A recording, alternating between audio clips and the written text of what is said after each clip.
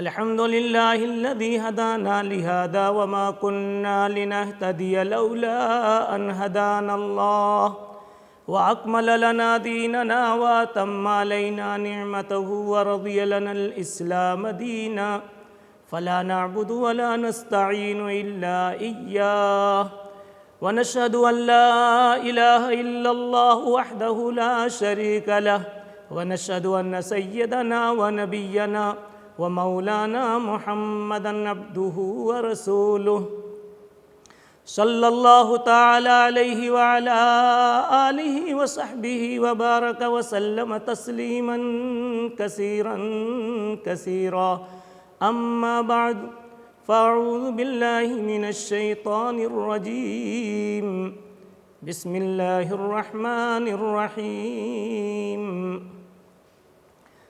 والذين جاهدوا فينا لنهدينهم سبلنا وإن الله لمع المحسنين وقال تعالى وأما من خاف مقام ربه ونهى النفس عن الهوى فإن الجنة هي المأوى صدق الله مولانا العظيم وقال النبي صلى الله تعالى عليه وسلم الكيس من دان نفسه وعمل لما بعد الموت والعاجز من أتبع نفسه هواها وتمنى على الله رواه الترمذي أو كما قال رسول الله صلی اللہ علیہ وسلم۔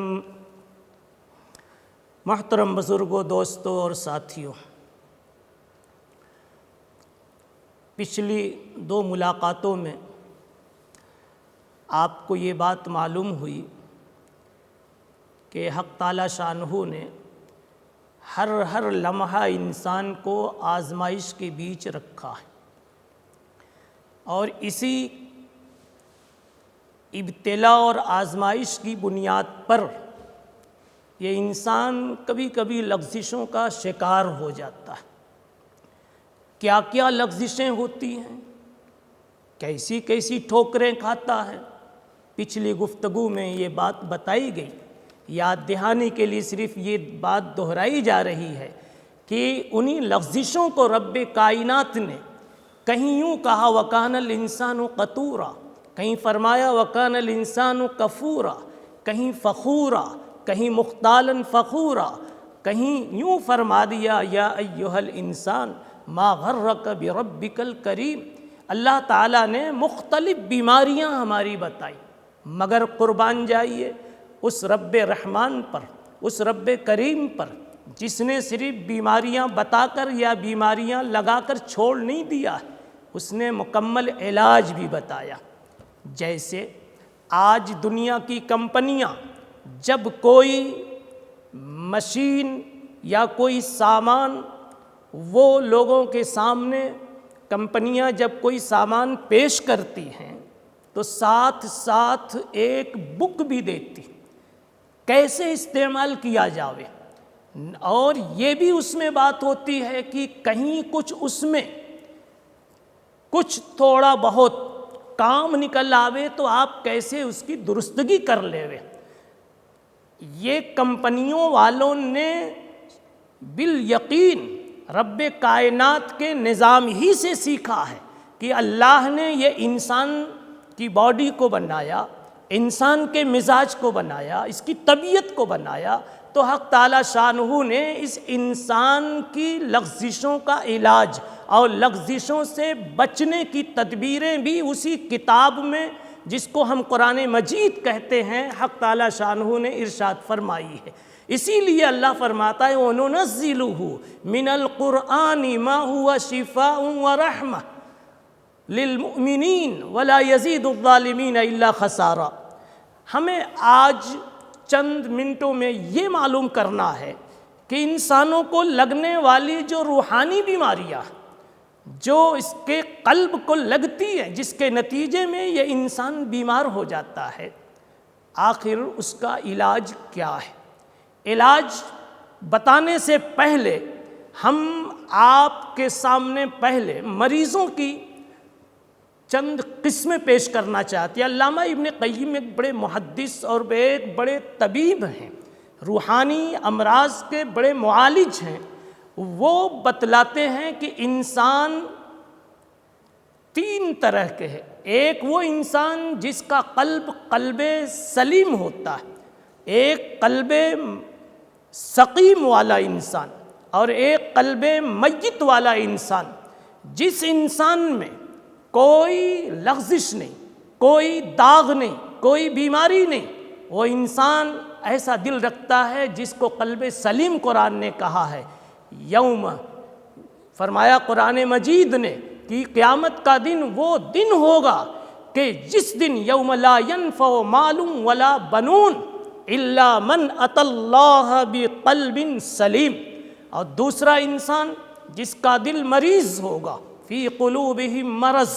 اور تیسرا وہ انسان جس کا دل مردہ ہو چکا ہوگا، کسی بھی درجے میں کوئی بات اس کے اندر میں اثر انداز نہیں ہو سکتی۔ قرآن مجید سے ہم معلوم کرتے ہیں کہ بیماریوں کا علاج کیا ہے، چاہے وہ قلب سقیم ہو، چاہے قلب میت ہو، اس کا علاج کیا ہے۔ قرآن مجید نے ایک بنیادی علاج بتایا۔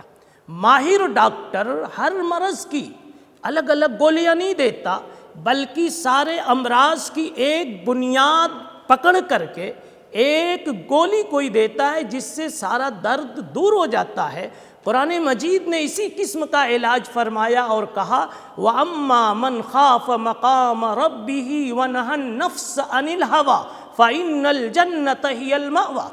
انسان اگر اپنے نفس کو کنٹرول میں رکھے، انسان اگر اپنے نفس کو اللہ کے حکام کے تابع کر دے، تو یہ انسان ساری بیماریوں سے شفا پا سکتا ہے، اور جتنی بیماریاں لگتی ہیں ان تمام بیماریوں سے اپنے آپ کو محفوظ کر سکتا ہے۔ یہ نفس کیا ہے؟ نفس کے چند تقاضے ہیں۔ ایک بڑا تقاضا جس سے تقریباً ہر انسان متاثر ہو کے رہتا ہے، وہ میں کا تقاضا ہے، وہ انانیت کا تقاضا ہے۔ اور دوسرا تقاضا اس کی خواہشات اور لذات کا ہے، اور تیسرا تقاضا اس کے آرام کا، اس کی راحت کا ہے۔ ان تین تقاضوں کی بنیاد پر انسان اپنے آپ کو کبھی کبھی اس قدر انسانیت کے دائرے سے خارج کر دیتا ہے، یار انسانیت سے نیچے گرا دیتا ہے، کہ قرآن مجید کی اصطلاح میں کہا جاتا ہے کہ یہ جانور بلکہ جانوروں سے بدتر بھی ہو جاتے ہیں۔ اس لیے اگر کوئی انسان یہ چاہتا ہے کہ ہم کو بیماریوں سے نجات ملے، یا بیماریاں جو روحانی اب تک نہیں لگی ہیں وہ نہ لگنے پائے، تو سب سے بڑی دوا یہ ہے کہ وہ نفس کو کنٹرول میں رکھے۔ جیسے ہی نفس کو کنٹرول میں کر لے گا، قرآن مجید کہتا ہے فَإِنَّ الْجَنَّةَ هِيَ الْمَأْوَىٰ۔ آخر آپ نے کبھی سوچا حضرت عمر جیسے سخت دل کو ایمان کیوں نصیب ہو گیا؟ اس لیے کہ ایک لمحے کے لیے بہن بہنوئی کے قصے میں انہوں نے اپنے نفس کے خلاف اتنا تو کہہ دیا بہن بہنوئی سے، ذرا مجھے بھی تو دکھاؤ اور سناؤ کیا پڑھ رہے تھے۔ اگر ابو جہل بھی اتنا کبھی کہہ دیا ہوتا ابو بکر سے کہ کبھی مجھے بھی تو بتاؤ تمہارے نبی کون سی باتیں کہہ رہے ہیں، تو اللہ کی قسم جس طرح سے عمر کے دامن کو اسلام نے چوم لیا، ایسے ہی ابو جہل کے حصے میں بھی ایمان آ گیا ہوتا۔ مگر ابو جہل نے اپنے نفس کو، اپنی انانیت کو کبھی توڑنے مروڑنے کی کوشش نہیں کی، اور کبھی اپنے نفس کو قابو میں کرنے کی کوشش نہیں کی، تو اللہ نے بھی کبھی اس کو ہدایت دینے کا فیصلہ نہیں فرمایا۔ من عارض عارض اللہ عنہ۔ اللہ کا نظام یہ ہے کہ تم اگر منہ موڑ کے جاتے رہو گے تو ہم تمہارا پیچھا کر کے جانوروں کی طرح گلے میں رسہ ڈال کے تمہیں لا کے اپنے کھمبوں سے باندھ نہیں دیں گے۔ انلزمکموہا وانتم لہا کارہون۔ ہم تمہارے سجدوں کے محتاج نہیں ہیں۔ اس لیے میرے بھائیو، جس کو چاہیے کہ وہ اللہ کی جنت کا مستحق بنے، اللہ والا بنے، قرآن مجید کے بتائے ہوئے اس نسخے پر عمل کرے، یعنی اپنے نفس کو قابو میں رکھے۔ اللہ تعالی ہم سب کو قرآن کے دیے ہوئے اس نسخے کو اپنانے کی توفیق عطا فرمائے۔ وآخر دعوانا ان الحمد للہ رب العالمین۔